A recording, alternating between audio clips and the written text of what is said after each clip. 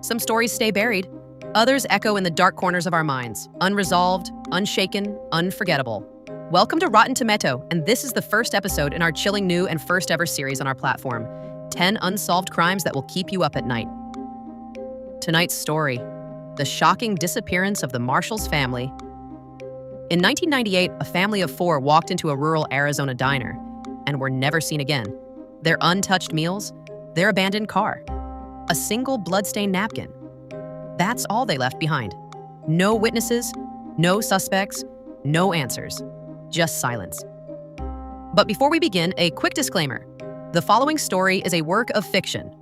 It is inspired by true crime and designed purely for entertainment purposes.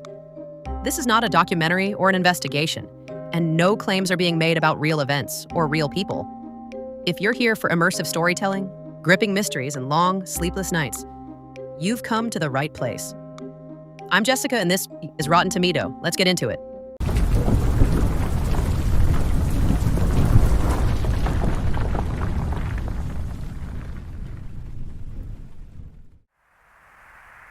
Robert Marshall was the kind of father who believed in small gestures. Bringing chocolate donuts for his daughter on school mornings, listening through every symphony recital his son performed in the living room, or stopping at roadside vistas even if it cost 15 extra minutes on a tight schedule. When Linda suggested a spontaneous detour to the Petrified Forest National Park on their drive, he grinned and took the next exit without a second thought. Their road trip itinerary had been modest. 4 days, 3 nights, 500 miles of desert highway, and the promise of family time, free from traffic jams and thermostat battles. Linda, an elementary school teacher, had packed peanut butter and jelly sandwiches in wax paper, and Robert had loaded the station wagon with their duffel bags and dueling cassette tapes of 70s rock ballads. Just outside Holbrook, they spotted the Sunshine Diner's neon sign glowing above the scrubland.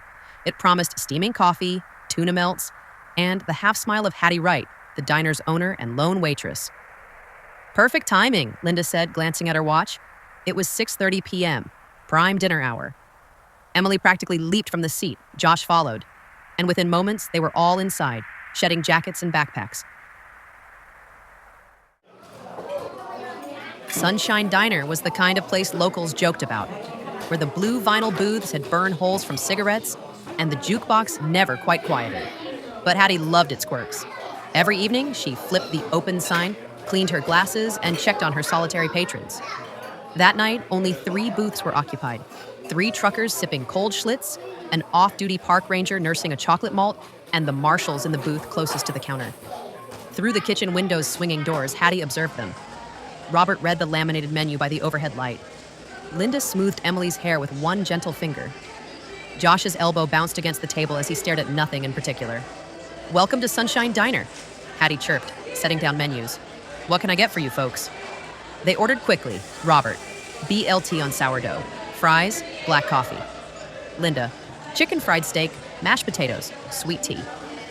Emily, spaghetti with meatballs, root beer. Josh, grilled cheese, tomato soup, chocolate milk. Linda smiled when Hattie asked if she wanted an extra biscuit. Sure, why not? Hattie jotted down the order, glanced at the clock. 6:35 p.m. Moments later, the kitchen's fluorescent light buzzed as Cook Manny slid plates from the griddle onto the warming shelf. Hattie assembled ketchup and salt shakers, refilled coffee pots, and made small talk with the truckers. An old habit. She turned to check on the marshals. Robert had folded his menu and placed it neatly beside his plate. Linda was telling Emily something. Emily's head was bent so low over the table she looked like a bird pecking at bread. Josh, restless, had inscribed doodles on the paper placemat. "All right, everything looks good here," Hattie said, returning with refilled coffee cups. "If you need anything else, you just holler." The diner's bell jingled as she retreated. The only other sound was the hum of the neon open sign and the far-off rumble of tires along Route 89. At precisely 6:42 p.m., 3 meals lay untouched on the counter behind Hattie. Robert's fries, Linda's biscuit, Emily's straggling meatball. She had just stepped behind the counter to fix herself a bowl of chili. Through the kitchen door's half window, Manny called out, "Hey, Hattie, why'd the Marshall's table go silent?" Hattie's eyebrows arched. They're usually hungry, family of 4, lots of mouths to feed. She wiped her hands on her apron. Together they walked out front, expecting to see them laughing or filling up on burgers. Instead, they saw empty plates, cold drinks steaming in the desert air, and no family. Did they go outside? Manny asked. Hattie peered through the front window. The Suburban was still parked, headlights off, doors closed. The kids' coloring books and backpacks remained in the back seat. What startled them both was how normal it all looked. Far too normal. Maybe they stepped out for a smoke, Hattie ventured. Maybe Dad's out there right now. They scanned the horizon, nothing but arroyo and cactus. A family car in the desert should stand out like a bandit's camp. Neither cook nor waitress spotted a single figure. Cold dread crept up Hattie's spine. Check the restroom, she ordered Manny. He ducked inside. Hattie clicked open the locked front door and stepped onto the gravel. She called softly, Mr. Marshall, Mrs. Marshall? Her voice dissipated into the stagnant evening. A faint breeze stirred nothing. By 7 p.m., the truckers and park ranger realized something was wrong. They joined Hattie in peering through the diner's windows. When Hattie returned inside, she found a lone napkin on the counter, tucked under a coffee cup handle as if someone had tried to hide it hastily. It bore fresh crimson smears. Sheriff's deputies arrived 40 minutes later, 2 patrol cars kicking up dust as they screeched to a halt. Inside the diner, Sheriff Alton Pierce, a seasoned lawman with 22 years on the force, surveyed the scene. He noted the plates, the untouched fries, the jam-softened biscuit, the children's root beer half drunk. Anything missing? Hattie asked. Nothing, Pierce replied quietly. Except the family. He donned latex gloves, lifted the napkin. Faint finger-smudged blood along its folded edge. We'll send this to the lab. Deputies combed the periphery, no footprints but theirs. The booth upholstery had no sign of a struggle, shoes or fingernails. The Suburban's doors were locked, windows rolled up. Car keys were inside. Back at headquarters in Holbrook, detectives Aisha Khan and Tom Ortega went through the family's personal effects. Robert's wallet lay in his back pocket. Credit cards untouched. Linda's watch still ticked in her purse. No ransom note, no phone call. Cell service in the desert was unreliable. Their cell phones, primitive flip phones, by 1998 standards, sat on the diner's corner table. There are no hard leads, Ortega reported, rubbing his temples. No witnesses saw anyone approach them. Khan leaned over a map of Route 89. Maybe it's highway robbery, carjacking gone wrong. Ortega shook his head. No signs of forced entry. And why take a family out in the open, then leave a perfectly good car? It doesn't add up. The case went cold within 2 weeks. Initial rumors, witness testimonies of a suspicious hitchhiker, rumors of stolen goods fenced in Phoenix, led nowhere. The Marshalls, aged 35, 32, 10, and 8, had vanished like morning mist. Only one clue rippled through the water, the bloodstained napkin. All tests confirmed it belonged to Emily. A rumor persisted that a man in sunglasses sitting in the far booth was seen loitering near the Marshalls' table before they disappeared. He ordered coffee but never touched it. No record of him entering or leaving the diner, and none of the truckers recalled him. He evaporated into the Arizona night. Some speculated that the detour to the petrified forest held the key.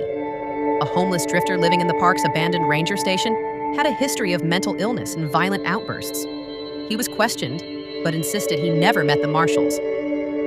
Without physical evidence linking him to the napkin or the car, detectives had to let him go. Closer family members whispered that Robert Marshall's job at a private security firm in Albuquerque involved off-the-books assignments. Had he stumbled upon something too big? A crystal-clear motive surfaced. If someone wanted the entire family silenced, making them disappear en masse was the most effective method. Yet no one came forward to claim such a thing, even anonymously. Linda's sister, Sarah Caldwell, fell under suspicion. Inheritance issues? A tangle of resentment? Both Marshall families insisted Sarah adored her sister. Sarah cooperated fully, letting law enforcement search her home, her car, even the family safe. She passed every polygraph test.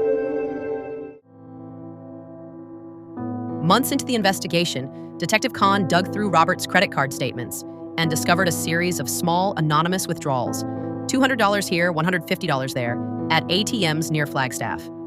The pattern suggested someone was alive and using the Marshall's cards, but each transaction was too small to track. Then, in late 1998, all ATM activity ceased. Meanwhile, forensic results on the napkin showed not just Emily's blood, but also a trace of an unknown third person's DNA. Male, mid-30s, likely a local given the genetic markers.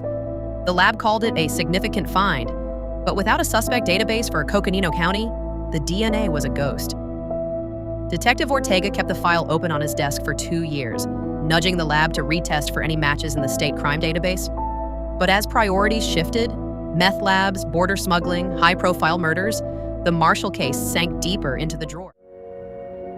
In the spring of 2003, Sarah Caldwell received a letter, typed, no signature, printed on thin onion skin paper. It read, "I'm sorry. They were never meant to vanish. You believed they were safe. You would never believe me if I told you why.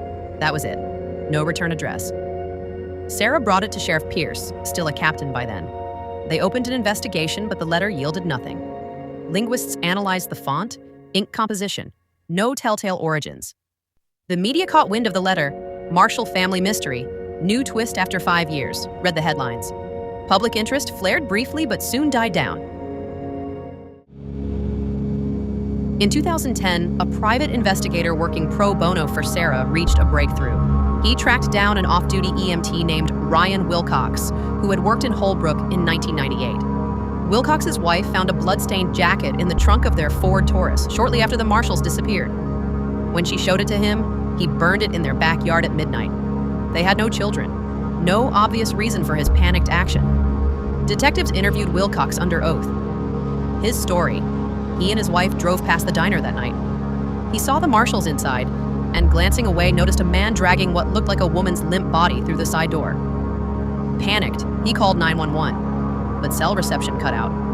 When they circled back 30 minutes later, the sight of Hattie standing in the doorway, frantic, told him the family was gone. He stashed the jacket in his trunk before cops arrived, too ashamed to admit he hadn't stayed to help. Wilcox's DNA matched the unknown male profile on the napkin, and yet he insisted he never touched the napkin itself. He tossed his jacket because it came into contact with liquid blood on the asphalt, but he denied causing anyone harm. He claimed he tried to call the sheriff's office once he got a signal, but the 911 dispatch log showed no incoming call that evening from his number. Still, without a body, without a crime scene beyond the diner, authorities couldn't charge him. He remained a person of interest, his life forever overshadowed by suspicion. The Marshall case shattered lives. Sarah Caldwell moved to California to escape the daily reminders. Emily's favorite teddy bear sat untouched on her bedroom shelf. Josh's drawings, rainbows, and family portraits stayed pinned to the fridge. Linda's students wrote letters of condolence to their missing teacher. The school held a memorial bench outside the playground. Robert's co-workers lit a vigil by the security firm's parking lot on what would have been Emily's 18th birthday, 8 years after her disappearance. Each year, on April 12th, the local lodge left fresh flowers on mile marker 112. Strangers driving the same highways sometimes paused to leave tokens. Shell casings painted white, a child's toy truck, a simple rock with the words, "We remember." In 2015, a drifter captured under a different alias had his DNA entered into the national database. It matched a partial sample from the Duncan Canyon tribal lands, close to where the Marshall's car had been parked in 1998. The man confessed to trespassing on reservation property that night, but denied involvement in any disappearance. He said he found a small blood-stained napkin on the ground, distinct from the diners, and pocketed it as a curiosity. Experts confirmed it was indeed a second napkin, identical in make and fold to the one Hattie had found. Both had Emily's blood, but silvered across separate locations. Ostriches of red in 2 different places. Did 2 different people attempt to cover their tracks? Was someone trying to mislead investigators with staged clues? Decades have passed since the Marshalls walked into the Sunshine Diner, ordered spaghetti and chicken fried steak, and vanished. The highway still cuts through the desert. The diner still lights its neon sign at dusk. Hattie Wright, now retired, remembers those vacant plates and the tremor in her fingers as she picked up that napkin. In 2025, ghosts still drift through the mesas. The sky here is impossibly vast, a vault of black pierced by stars. You could drive that stretch of road at midnight and feel the emptiness press against your windows. Law enforcement still catalogs theories, chases leads, and re-examines cold case files every time a whiff of new technology promises a breakthrough. The blood samples sit in a freezer at the State Hydrid Lab, DNA profiles waiting for a match that still might come. But for Sarah Caldwell, for the people of Holbrook, and for every stranger who left an offering by mile marker 112, the Marshalls remain more than a case file. They are a family, 2 children who never grew up, two parents who never returned home, lost in the vast silence of the Arizona night. And just like that, the Marshall family vanished, leaving behind only silence, questions, and a chilling gap in the Arizona desert that no searchlight ever filled. No evidence, no suspects, no trace. Just an untouched table, and a name that still haunts the few who remember it. Thanks for listening to this first episode in our new series, 10 Unsolved Crimes That Will Keep You Up at Night. If tonight's story got under your skin, good. That means you're exactly where you're supposed to be. There are 9 more cases to go, each more unsettling than the last. So if you haven't already, make sure to subscribe or follow Rotten Tometo wherever you are watching from. New episodes drop every Monday and Friday night, and trust me, you won't want to miss what's coming next. Until then, stay curious, stay cautious, and remember, some stories don't sleep easy. This is Rotten Tometo. See you in the next one.